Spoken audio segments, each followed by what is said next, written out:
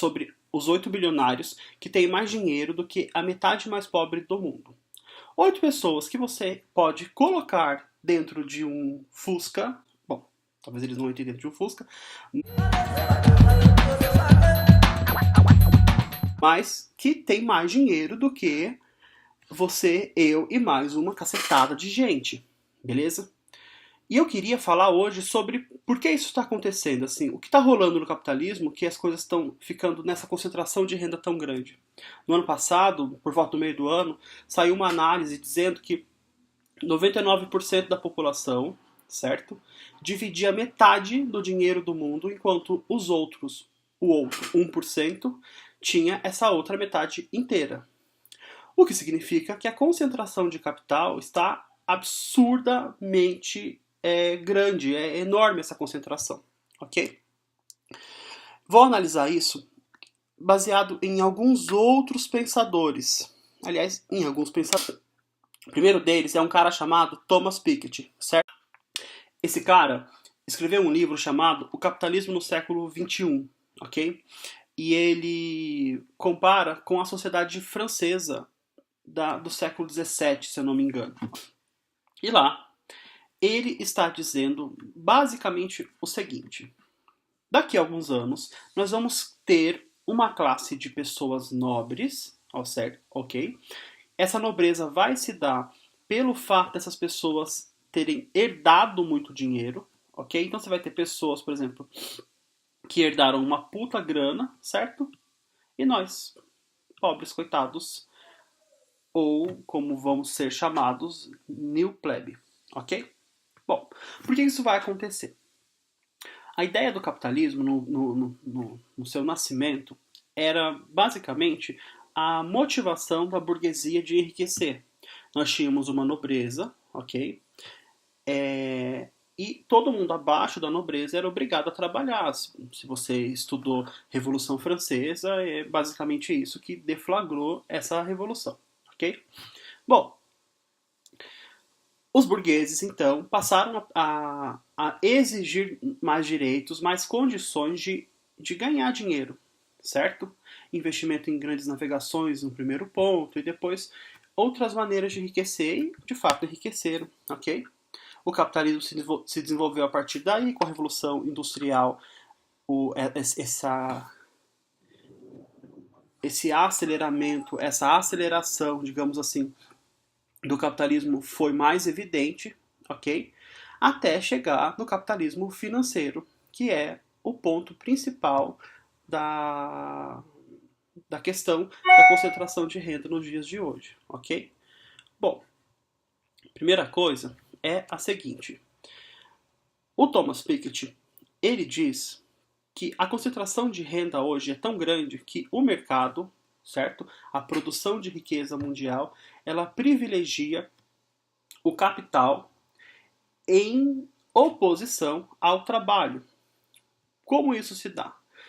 Antigamente, no início do capitalismo, até alguns anos atrás, antes do capitalismo financeiro se consolidar da maneira que está consolidado, certo? Você trabalhava pra caramba, enriquecia, e isso era o melhor do capitalismo. Um cara que tinha nascido o cocô do cavalo do bandido, ele podia trabalhar, economizar sobre a ótica do Max Weber, por exemplo, aquela ideia de você enriquecer através do seu trabalho e tal, e isso era plenamente possível, ok? Bom, nos dias de hoje, como a concentração de renda é muito grande, a tendência é que cada vez mais as pessoas tenham maiores dificuldades em permitir que isso aconteça. Por exemplo, vamos pensar hoje num cara chamado Tim Cook, que é o CEO da Apple, ok? Todo mundo hoje em dia, muita gente pelo menos, quer ter um iPhone, ok? As pessoas que trabalham na Apple e vendem esses aparelhos, eles não ganham mais de 25 mil dólares por ano, ok? Enquanto o Tim Cook, que é o CEO da empresa, ganha cerca de 200, 300 milhões de dólares por ano. É uma diferença bastante agravante, bastante grande, certo? desta forma, o presidente da empresa ele sempre vai enriquecer muito mais do que os trabalhadores, normal no capitalismo. Só que a diferença, a disparidade entre os pagamentos é muito grande e cada vez tende a crescer, ok? Bom, dessa forma, se você é muito rico, você consegue enriquecer mais. Os investimentos são feitos de uma maneira mais satisfatória, digamos, para você que é um bilionário, ok? E as pessoas começam então a ter, digamos assim, uma renda maior do que o PIB de alguns países. Vamos pensar, por exemplo, um cara como o... Eu salvei o nome dele aqui, quer ver?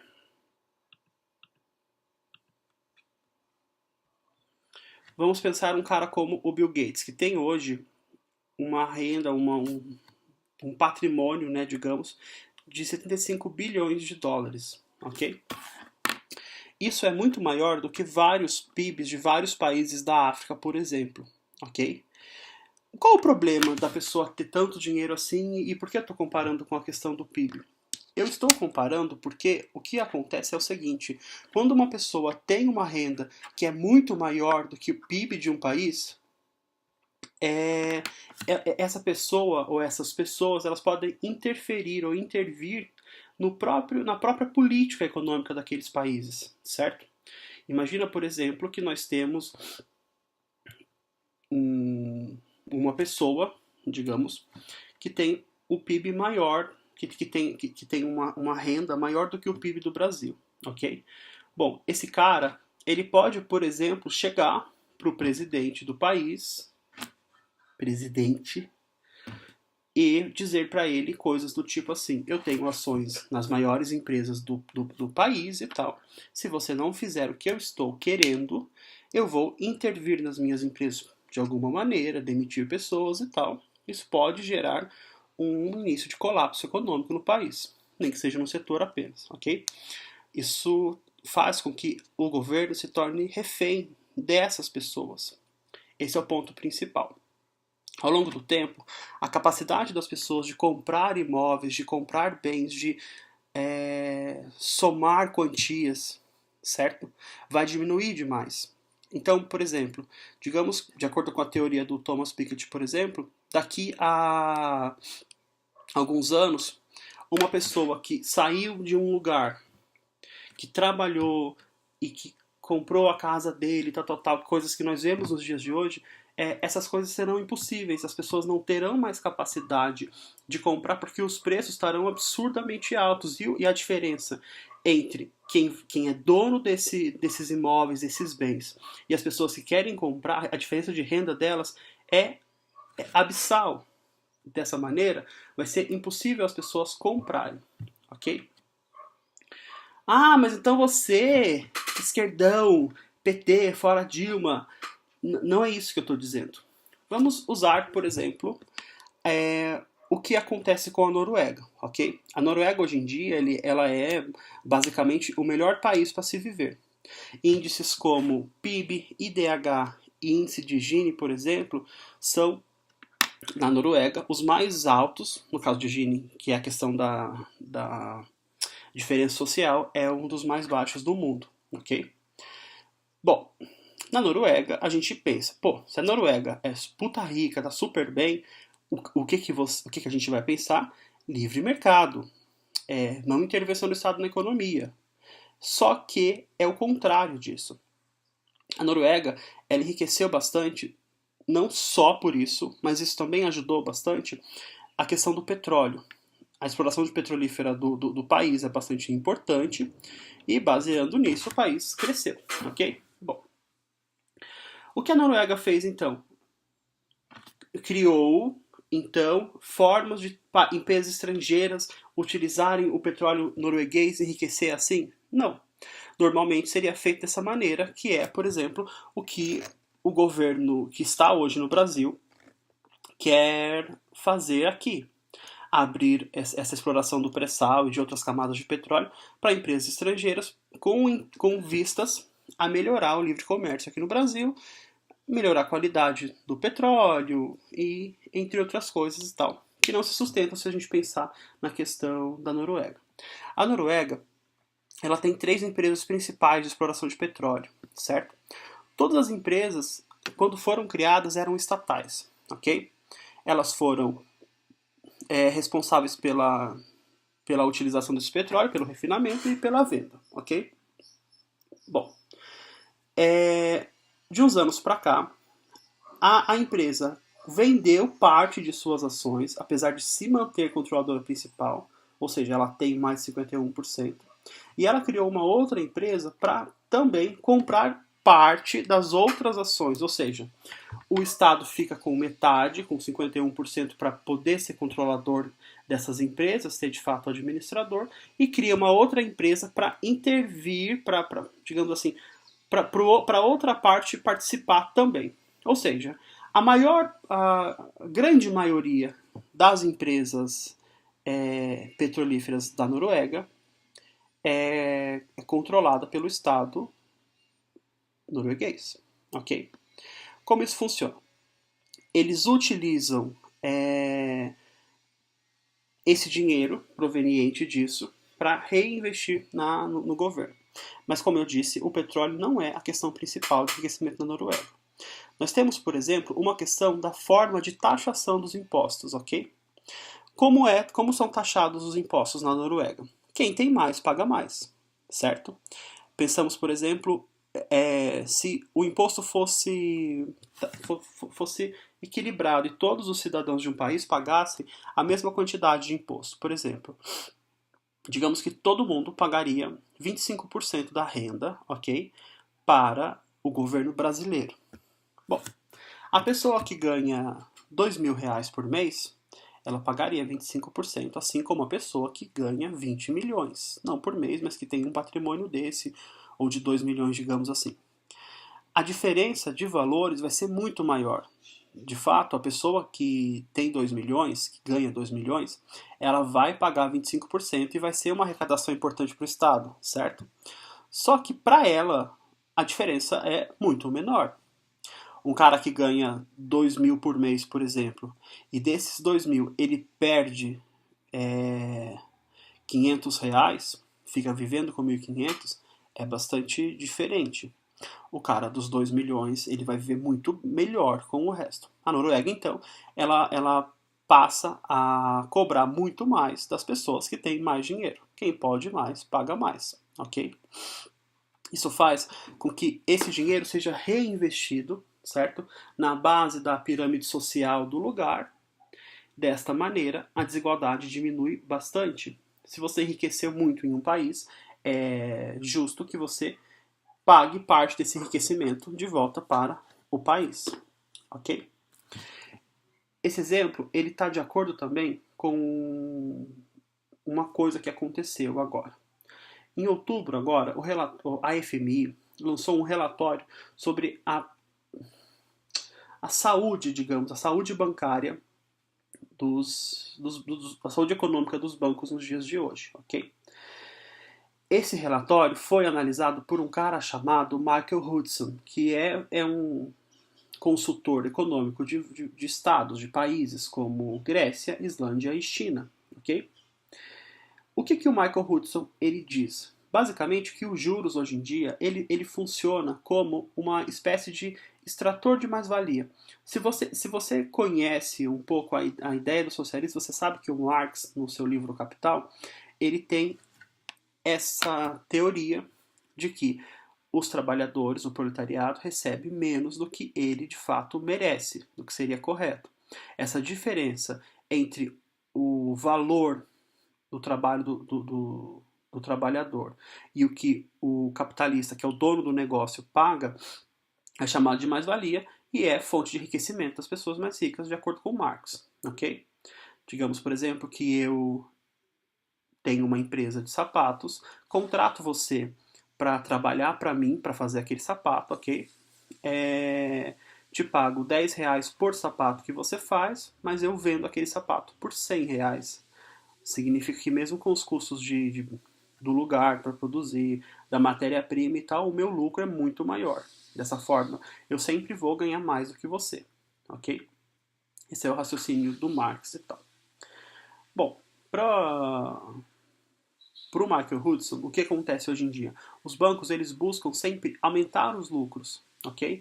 E esse aumento de lucros ele se dá através de juros. O banco ganha dinheiro através de juros e tal. Como isso tem se intensificado demais, o que vai acontecer? As pessoas têm cada vez mais gastado com juros, financiamento de casa própria, financiamento de empresas, juros de cartão de crédito. A gente paga juros para tudo hoje em dia e o nosso dinheiro, como está no banco, normalmente, essa questão do relacionamento com o banco, por exemplo, você tem o seguro da casa, financiamento da casa, seguro do carro, tudo, muitas coisas pelo banco. Você faz tudo no mesmo banco e acaba que boa parte da sua renda fica para lá. De acordo com o Hudson, a gente tem de renda livre para gastar com comércio e serviços cerca de 35 a 45% da nossa renda. O resto são pago em contas e tal, e grande parte em juros. Qual o problema disso, então? Bom, o que dá dinheiro é o terceiro setor. O que faz com que as pessoas ganhem dinheiro e possam, digamos, reinvestir esse dinheiro na economia é o setor de serviços. Por exemplo, eu sou professor, você me contrata para ter aulas comigo. Eu uso o dinheiro que eu comprei, que eu ganhei, digamos assim, por ter trabalhado com você, para pagar o aluguel, o meu carro, esse tipo de coisa, para contratar, para ir comer num restaurante, para ir no cinema, etc, etc. E isso faz o dinheiro voltar para a economia circular. Se essa minha capacidade de comprar coisas diminui muito, as outras pessoas de onde eu compraria esses serviços, esses produtos, esses bens, também não vão receber. Isso faz com que o rendimento geral da economia caia. Obviamente não só das minhas aulas particulares, não é isso? Mas as pessoas em geral têm passado por isso, ok? Dessa forma, a capacidade das pessoas de pagarem juros também tem diminuído bastante. Se você der uma olhada na rua da sua casa, você vai ver que muitas empresas estão com aquela placa de aluga-se, porque de fato não conseguiram se manter justamente por esse ciclo, ok? Isso gera um problema econômico muito grande. Os estados, eles devem para os bancos também. O Fundo Monetário Internacional, que foi o emissor desse relatório, por exemplo, é um grande credor de muitos países. Com essa questão econômica comprometida, o que vai acontecer é que esses países também vão estar comprometidos, a capacidade deles de pagarem juros também fica comprometida. Em escala global, isso faz com que os bancos se enfraqueçam. Só que aí, de acordo também com o Hudson, esse enfraquecimento ele pode ser resolvido pelos estados da seguinte maneira. Por exemplo,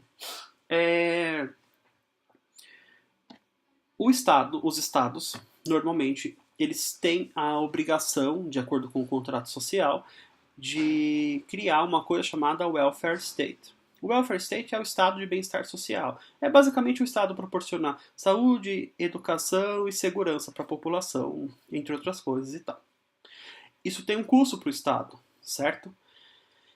O estado, então, ele passa a cortar esses benefícios do welfare state, certo? Para poder pagar juros para os bancos, porque eles têm essa crença de que um colapso econômico seria iminente no caso dos bancos não receberem os juros. Os bancos são empresas que empregam outras pessoas e são circuladores de capital, e por conta disso essa diminuição seria problemática, ok?